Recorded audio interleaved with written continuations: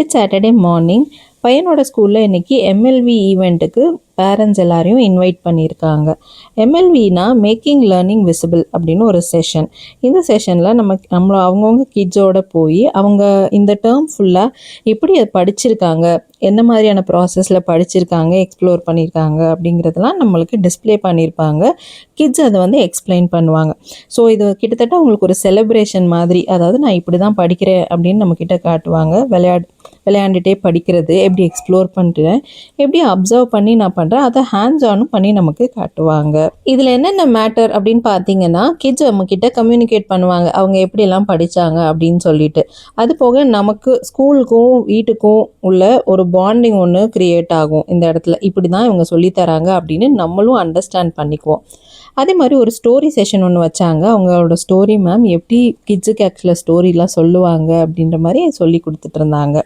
So நாங்களும் கிட்ஸாக உட்காந்துட்டு அந்த ஸ்டோரியெல்லாம் கேட்டு அந்த ஸ்டோரி செஷன் முடிஞ்சதுக்கப்புறம் வீட்டுக்கு கிளம்பி போயிடலாம் அப்படின்ட்டு. அப்பாவும் அம்மாவும் வீட்டுக்கு இன்னைக்கு கிளம்பி வராங்க. தம்பி வீட்டிலேருந்து தம்பியுமே வரான். ஸோ அவங்க வரதுக்கு முன்னாடியே நம்ம லன்ச் செஞ்சிடலாம் அப்படின்னு சொல்லிட்டு மீன் வாங்கிட்டு வந்திருந்தாங்க.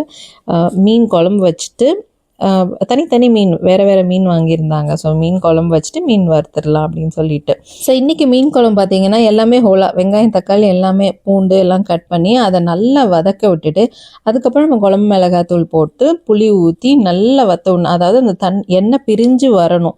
அதுக்கப்புறம் மறுபடியும் கொஞ்சமாக தண்ணி ஊற்றி கொதிக்க விட்டு மீன் போட்டோம் அப்படின்னா இது ஒரு தனி டேஸ்ட் உங்களுக்கு கொடுக்கும். அரைச்சி ஊற்றி நம்ம செய்வோம் இல்லையா, அது இல்லாமல் இந்த மாதிரி செய்கிறப்போ இது கூட மீன் வறுவல் பண்ணிவிட்டு மட்டன் சாப்ஸ் வாங்கிட்டு வந்திருந்தாங்க. சரி அதையும் வந்து பெரட்டல் மாதிரி பண்ணியிருந்தேன்.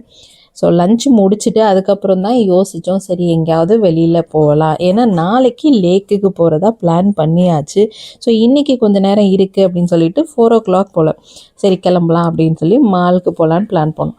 டக்குன்னு என் வீட்டில் மாலா ஃபேஷியா போகலான்னு சொல்லிட்டாங்க. 4 மணிக்கு நம்ம மாலா ஃபேஷியாவுக்கு இங்கேருந்து 45 கிலோமீட்டர் போனோன்னா போயிட்டு நம்ம கதவை சாத்திட்டு வரது தான் கரெக்டாக இருக்கும் அப்படின்னு சொல்லிட்டு லூலு மால் பிளான் பண்ணியிருக்கோம்.